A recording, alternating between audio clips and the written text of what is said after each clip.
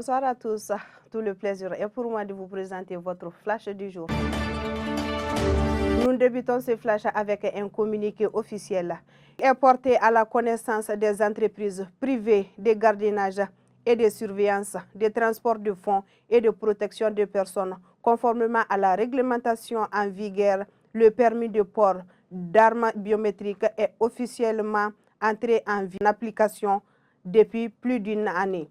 À cet effet, les entreprises privées de gardiennage et de surveillance, de transport de fonds et de protection de personnes détentrices d'armes de première, deuxième et troisième catégorie sont invitées à procéder sans délai à leur mise en conformité en sollicitant l'établissement du permis de port contre la prolifération des armes légères et des petits calibres SP, CNLP, 6 à Médinekura sur la route du stade Omnisport.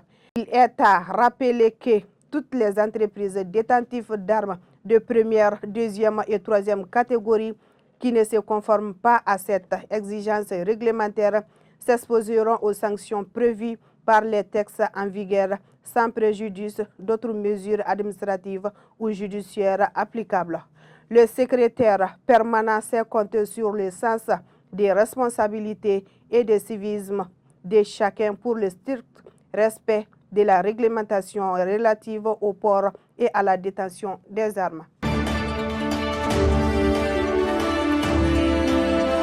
Une visite du ministre Mamou Daffé au Palais de la Culture de Bamako. Le ministre de l'Artisanat, de la Culture et de l'Industrie hôtelière et du Tourisme, M. Mamou Daffé, a effectué ce lundi 2 février 2026 une visite au Palais de la Culture. À son arrivée, il a été accueilli par le directeur de l'établissement, M. Souleymane Bacheno. Le Palais de la Culture Amadou Ampateba, considéré comme un carrefour des arts et de la culture, abrite les plus importants ensembles artistiques du Mali, dont l'ensemble instrumental national et la compagnie nationale des ballets. Cette visite intervient dans les dynamiques de promotion des industries culturelles et de créativité au Mali. Bandiagara a récemment reçu des citernes de carburant à renforcer l'approvisionnement des stations-service locales.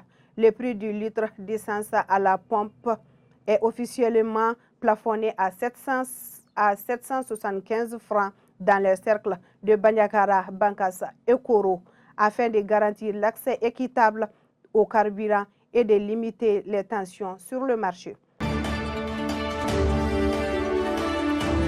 Acharnement contre le ministre de l'Éducation, une guerre politique par procuration d'un syndicaliste.